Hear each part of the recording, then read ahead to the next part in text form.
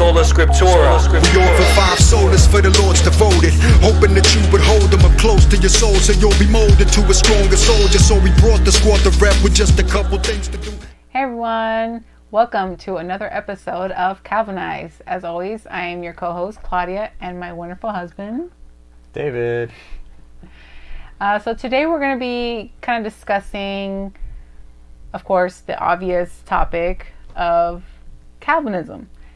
And because our name is Calvinized, we hold to the 5 points of TULIP. And so because we get different followers from, different backgrounds and churches, such as Presbyterians, Reformed Baptists, it's kind of, there's a kind of a question there and kind of discussion too when it comes to Calvinism. What is the difference between being in Calvinism and being Reformed? That's a great question. And not a lot of people really understand that. There's a lot of misconceptions out there that if you hold to Calvinism, that's its own separate thing. Like, they don't take it into account that, like, Presbyterianism and Reformed Baptists are a little bit different in their doctrine. Not a whole lot, but a little bit. I have a friend that's actually going to Dallas Theological Seminary, and we disagree on kind of a lot. Interestingly enough, this guy actually introduced me to Calvinism. I studied it, and I was like, dude, I think I'm a Calvinist now. And he was kind of on his way there, and then kind of started drifting back over into like Arminian or Provisionist or whatever. But like, we have these conversations, and I'd say, so he's a dispensationalist, so believes in the rapture and pre-tribulation, that kind of stuff. And I told him, well, man, I kind of lean post-millennialism. He's like, of course you do, because you're a Calvinist, and all Calvinists are, you just took it, all of Calvinism, like hook, line, and sinker. And I was like, well, just because I'm post-millennialist does not make me a Calvinist. Calvinism is just one set of doctrinal beliefs, which is it's called soteriology, which is the doctrine of salvation. How are we saved? By what means do we come to salvation? That's it as far as Calvinism goes. As far as, it's just one singular doctrine, and again, that's the doctrine of salvation. But you think about the name, like our name Calvinized, just real quick. The reason why we chose the name Calvinized, because it was kind of that common ground area for a lot of Reformed believers to come together, and we have fellowship. We discuss things that, a lot of stuff that we already agree on, Now, when it comes to what's the difference between a Calvinist and a Reformed Baptist and a Presbyterian, there's really no difference, because a Presbyterian, a Reformed Baptist would all hold to TULIP, the 5 tiers within TULIP, right? Or the doctrines of grace, as we would think it should be properly referred to as, right? But you can be a Calvinist and not be a Reformed Baptist or even a Presbyterian. That's interesting. Yeah. That's interesting to know, because some would say, like, well, if you're like a Calvinist, then you should be Reformed, or like everything is all in one. So yeah, it's interesting to try to understand that, especially for most viewers who maybe are trying to understand what Calvinism is, or maybe the difference. So yeah, it's a common misconception that Calvinism, like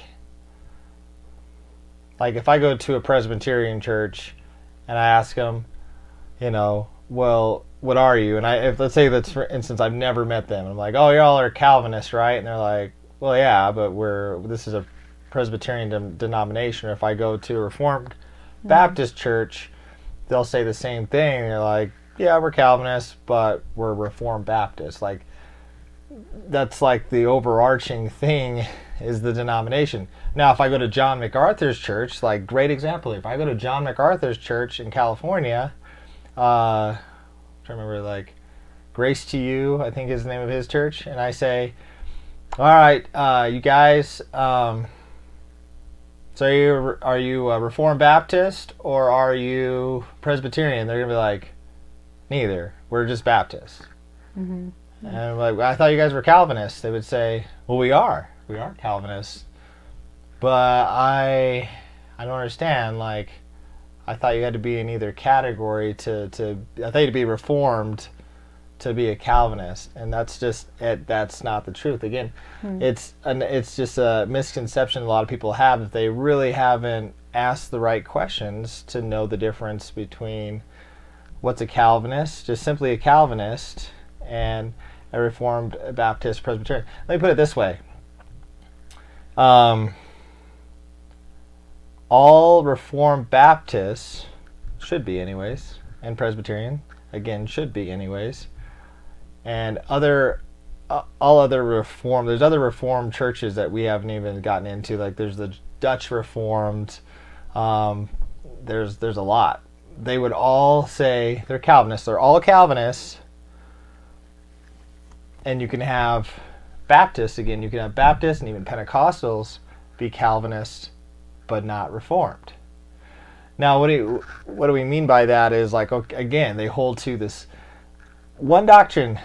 Calvinism is just one doctrine, or the doctrines of grace is, even though we say doctrines of grace, you could say there's 5 different doctrines within the one, like, umbrella term of the doctrines of grace, of, again, soteriology, the study of salvation, right?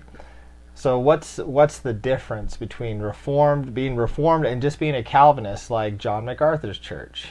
Well, the answer is Reformed churches, they have creeds and confessions. So you could have, for Presbyterians, they have the Westminster Confession of Faith. For Reformed Baptists, they have the 1689 London Baptist Confession.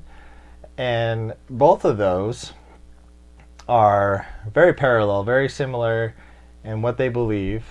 They kind of just disagree on minor details like modes of baptism, or when can children be baptized? Is it like at birth, or whenever the parents decide, or or with the 1689 they hold to what they call credo baptism, which is confessional baptism. You have to first confess faith before you are baptized, whereas in Presbyterianism you don't have to confess faith necessarily to be baptized as a child or an infant.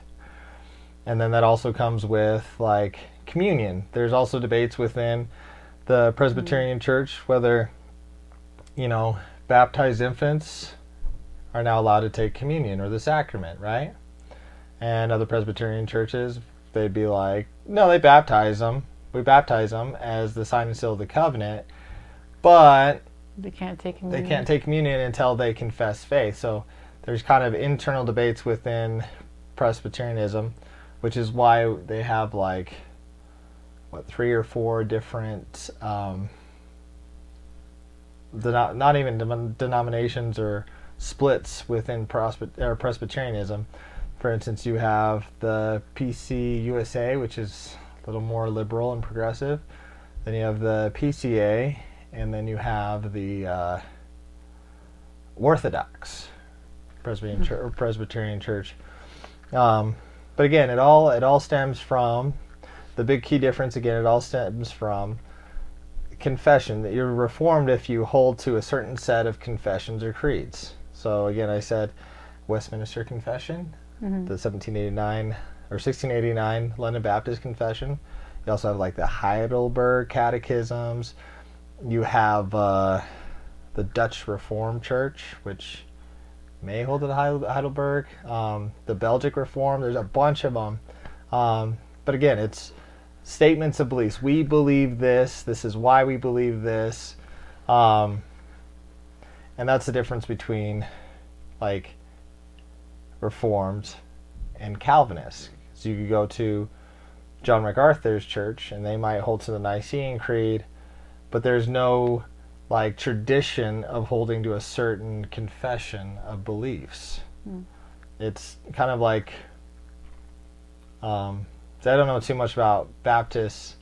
I know one time Baptists were Reformed and they kind of went away from the confessions for whatever reason.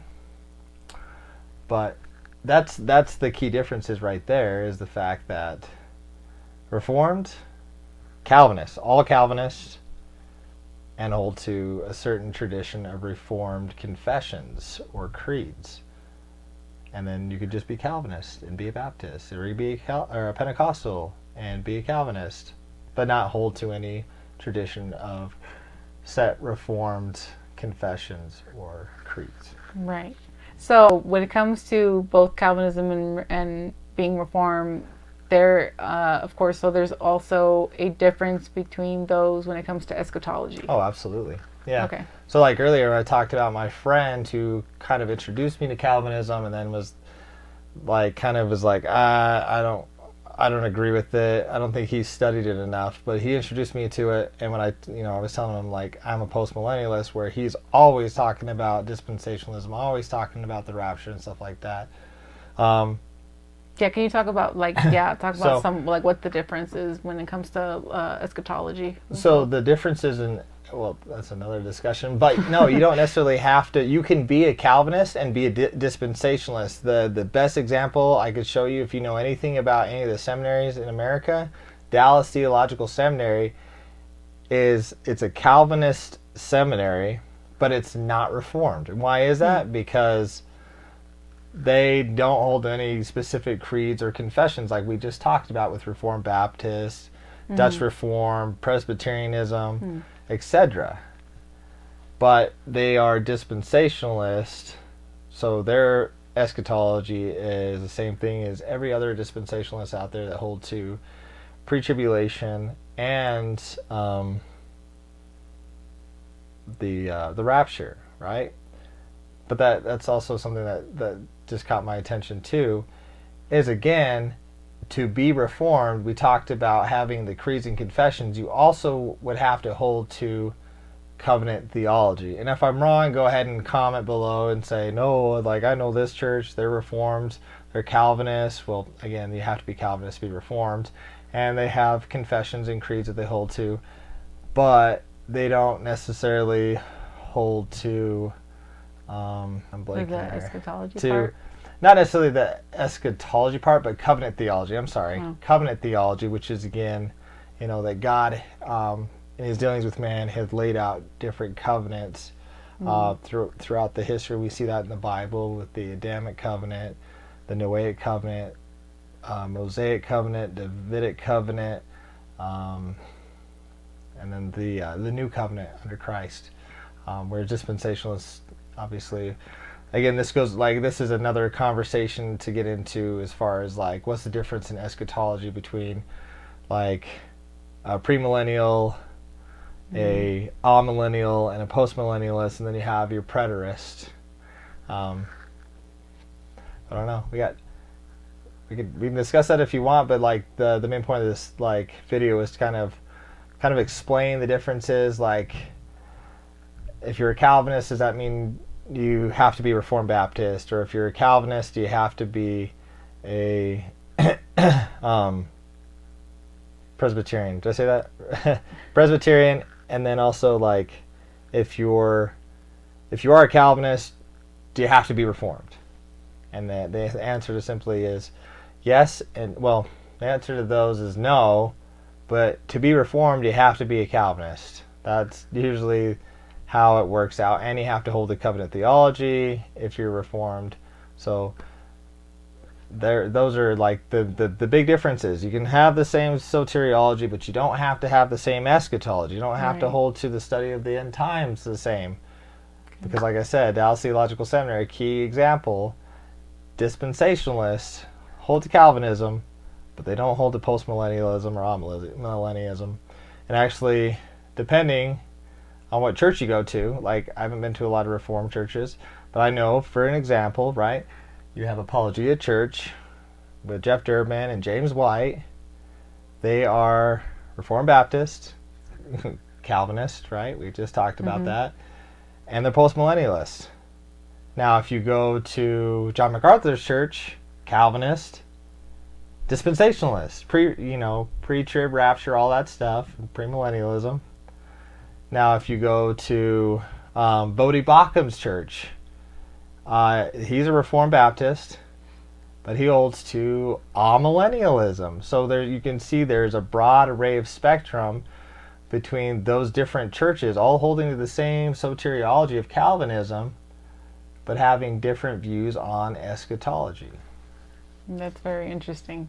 So, yeah. But I think it's pretty straightforward, right? Kind of like what the difference is, and it's also interesting to me how being Reformed or being Calvinist is like like you said, we hold to the same soteriology, but eschatology is different, which is interesting. And it's always been interesting to me, especially after becoming a Calvinist. I'm saying Calvinist. Calvinista. So it was always interesting to me how similar but different they are. So. Right. And I think it's important to know what the differences are, and to also know why you say you're a Calvinist or why you say Reformed. Key example, for instance, I have a friend and a coworker. You don't meet a lot of Reformed people unless you're already in those circles, especially at your workplaces. So I have a friend / coworker, like I said. I met him and I said, dude, you don't talk like you're a Christian, but you don't talk like your typical evangelical fish guy. I was like, so what are you? Like, what church do you go to? And he goes, oh, I'm Reformed. And I said, well, that's cool. And so, I knew right away, we agreed on the doctrines of grace. So it was like, so are you a Reformed Baptist or a Presbyterian or... what kind of Reformed are you? Yeah, and he didn't know how to answer. He was just like, I don't know, I'm Reformed. And I'm like, yeah, I'm Reformed too. And I go to a Presbyterian fellowship, where do you go? And he's like, oh, I went to this church in California and they told me we were Reformed. I was like, so what catechism or confession did you hold to? And he goes, I don't know. And I was like, so you're a Calvinist, but Westminster, Heidelberg, 1780 or 1689, I keep messing that up. I'm 100 years off on that one. 1689 London Baptist Confession, I don't know. And so I had to explain to him, okay, so, do you believe, for instance, that babies can be baptized? And he was like, I don't think so. I think they have to confess first, confess faith first. And I said, okay. So if you are Reformed, you're probably leaning more to the 1689 London Baptist Confession. He's like, I don't know, I've never heard of it. And so I think it's important to, one, because it is a biblical command, we see that in 1 Peter 3:15, to know what you believe and why you believe it, and be able to articulate why you believe it in the first place, right? And that goes with almost anything. You can put that, categorize that into most things, unless they're not really important. If you're just going to have an opinion on something and just be kind of lucid with it, then it doesn't really matter. But again, in this case, you can tell people you're Reformed, well, what does that mean? And I asked him, I think the first time, kind of before I started asking him all those questions, kind of the first response I got was, well, I believe in predestination. And I'm like, great. A lot of people do. That doesn't really, tell me why you're Reformed or what kind of Reformed theology you hold to, And it does get confusing because, again, a lot of people, you say you're Reformed and they're like, oh, you're a Calvinist. And people are like, well, yeah, but there's more to the story, Right. I hold to covenant theology, and I hold to, what else is there? Covenant theology. I hold to postmillennialism or premillennialism. You don't need to just focus so much on the fact that I'm a Calvinist. So it's a great question, and I just want to. I don't know why I feel so intense, not intense, but why like I have such a desire to share this. But Claudia's wearing a great shirt right now. Because a lot of people, nobody's ever asked me what is Calvinized. And I'm surprised anybody's ever like, well, I knew we were public for a while. We're still continuing to get followers even after we went private. But a lot of people, nobody has asked what is Calvinized. You're all so smart to know that Calvinized has something to do with Calvinism. That's great. But yeah. I came up with a definition for it. I think you're gonna have to stand up for this or read it out loud because I think maybe it's backwards on the camera. Might have to. Yeah. So the definition of Calvinism. You can read it. is someone who has been convicted or convinced of the doctrines of grace. I have another. If you go on our store, there's like another definitional like T-shirt we have for this, but it's like you've kind of been, again, like wordplay here. We take Calvinism and galvanized and put them together, right? And so like you're convicted of it, that you want to share it, and kind of it's kind of more towards our stage cage fans, which is fine. Just be loving, be gentle. Yeah. Anyways, I think that was a good discussion, especially to be able to distinguish the difference between both. Also kind of gives viewers and people understanding, and also to remind them like why are you Reformed and what type of Reformed you are, but also because of the difference, because there's a difference between being a Calvinist and being Reformed. So I think that was really good information to hold to think about, to kind of dwell on. So and I know for a while I myself was also like confused about it, and I'm questioning, and also, but then I started learning about it, of course, also through you. So, but it's I think it's important, for sure, to know where you are, where you stand, and why you stand with it, why you believe in it. And so, no, it's absolutely true, because we're the Reformed guys, Reformed people, men and women. We're the intellectuals, like, and I'm not saying like that evangelicals are dumb, right? They're clearly not. I'm not saying that. I think that there's a difference. If you're going to say you're a Reformed or even just a Calvinist, right? You've actually done some study, and that's what God calls us to do, to study His Word, to learn from it, and follow Him. Mm. Now, if you're going to say I'm Reformed or I'm a Calvinist, guess what?